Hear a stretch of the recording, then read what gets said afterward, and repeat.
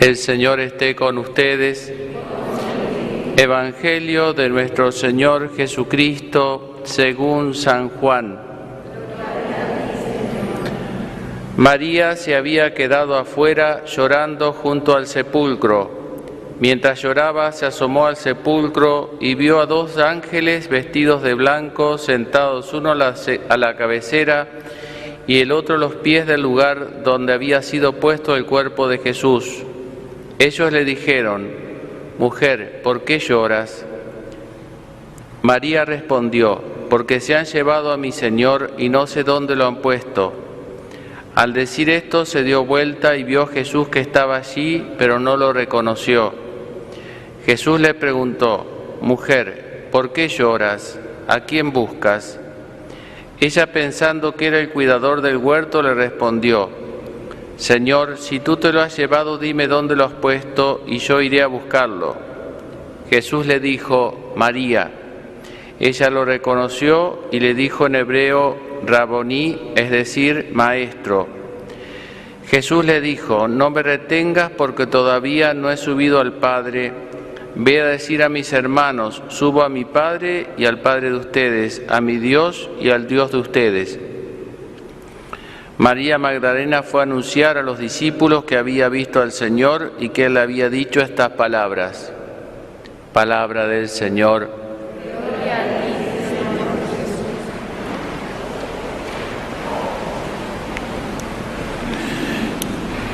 A lo largo de esta semana, como decíamos ayer, celebramos la solemnidad de la resurrección del Señor como si fuese un solo día, el domingo de Pascua, un solo día. Ya nos comimos todos los huevitos de Pascua, pero bueno, la idea es estirar, ¿no?, el domingo de Pascua toda esta semana, al menos litúrgicamente, para seguir haciendo resonancia y seguir meditando y masticando lo que significa la resurrección del Señor. En esta semana, de modo especial, vamos a tener, en este contexto de la Pascua, las confirmaciones de los niños que están presentes, y el grupo de ayer también. Entre el jueves y el viernes tendremos, si Dios quiere, las confirmaciones. Misterio de Pentecostés, que se une al misterio pascual y le da su plenitud. Ayer también les decía al grupo de padres y de niños confirmandos y de padrinos que vinieron a la misa, que nosotros, para entender cuál es el efecto del Espíritu Santo en la confirmación, es decir, para qué sirve, por decirlo así de un modo más grotesco, pero y en nosotros que ya hemos sido confirmados y a lo largo de nuestra vida, porque el Espíritu Santo es un viento que sopla a lo largo de toda la vida, decíamos que nos podemos imaginar nuestra vida como una barca que tiene que recorrer este mar de este mundo, con sus tormentas, sus cosas lindas, y con un camino al estilo del mar, o el camino aeronáutico, ¿no es cierto?, que no está tan a veces marcado, pero sí que tenemos que apuntar hacia llegar a algún puerto, porque uno no puede vivir en el mar, ¿no? Somos de tierra. Entonces, hay puertos intermedios, pero el puerto final al cual tenemos que llegar todos nosotros es la vida eterna, es el cielo, es el puerto final, ¿no?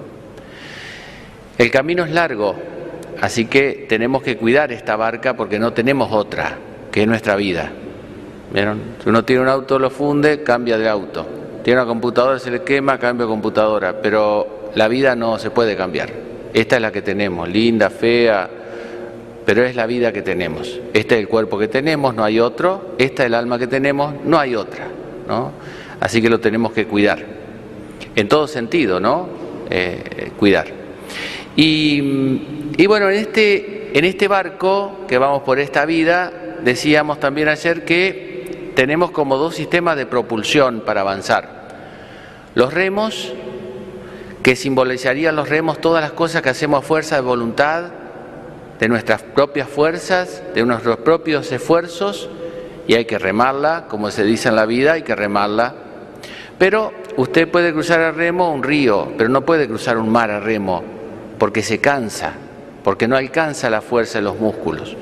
Entonces el segundo sistema que tenemos de propulsión es la vela, esa lona que se eleva y que la mueve el viento y que con facilidad, rapidez, uno avanza casi sin esfuerzo, solo tiene que confiar. Y justamente el Espíritu Santo está simbolizado en la Escritura como el viento, es el viento, ¿no? El viento, dicen que ahí en Pentecostés, en forma de viento y de las lenguas de fuego, ¿no?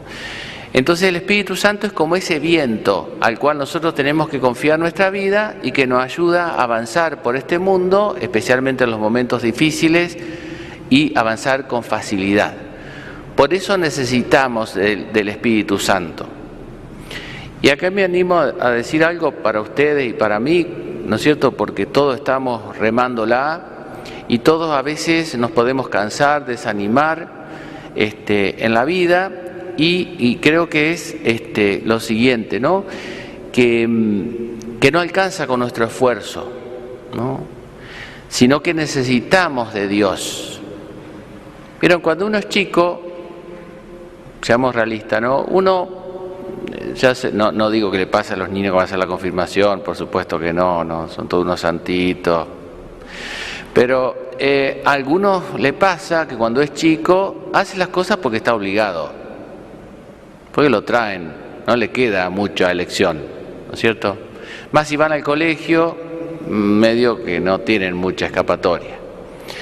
Y bueno, y es natural que así sea, ¿no? Porque bueno, si nosotros de chicos hubiésemos tenido que elegir si ir a la escuela o no ir a la escuela, tenemos todos unos vagos ahora. En la vida muchas veces eligen por nosotros, cuando somos niños, porque dependemos de los demás. Pero en algún momento de la vida uno ya no depende tanto de los demás, sino que depende más de sí mismo. Por eso cuando vienen las mamás me dicen, mi nene tal cosa, y yo digo, ¿y cuánto tiene su nene? Y tiene 20 y pico de años. Bueno, ya está, el nene ya creció, ahora el nene depende del nene. No digo que no se preocupe, pero no es lo mismo. Si tiene 12 años, depende de usted el nene. Ahora que tiene 18 años, el nene, o 20, depende de él mismo.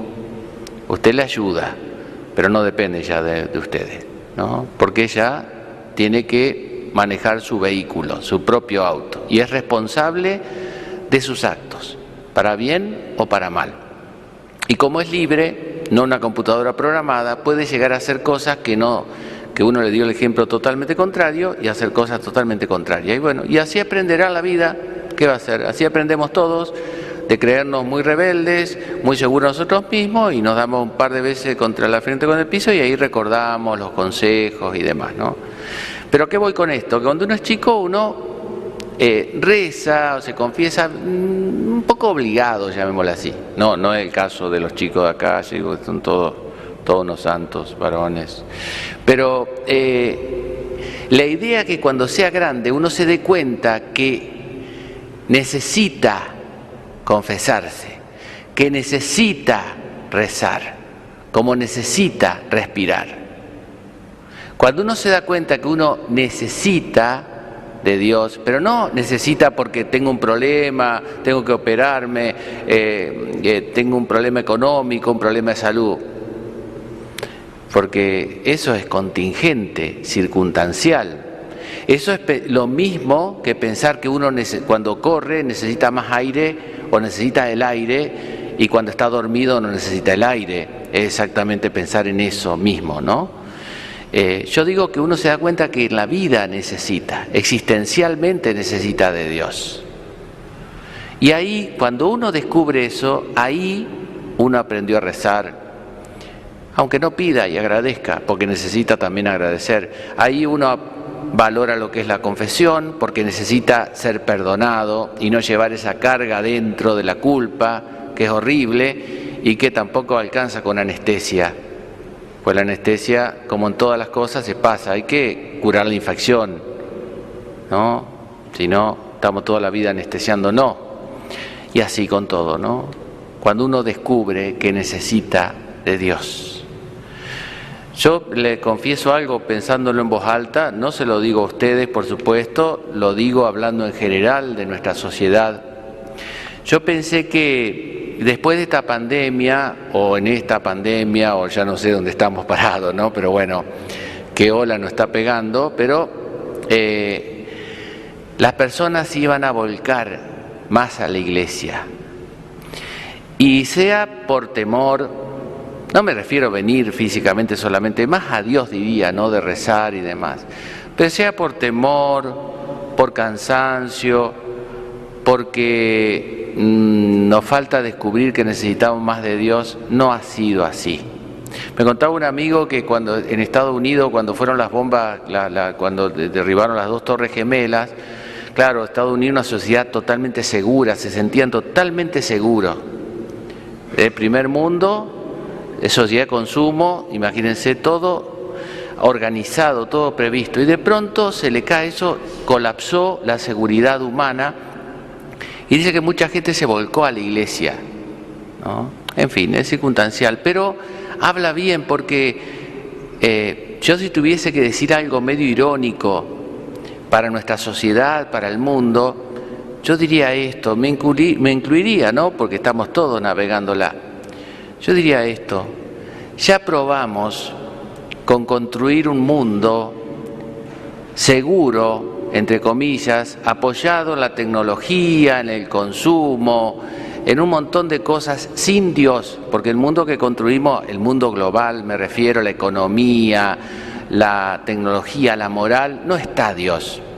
No está Dios, es un nombre, una etiqueta, pero no es la realidad, no está Dios presente.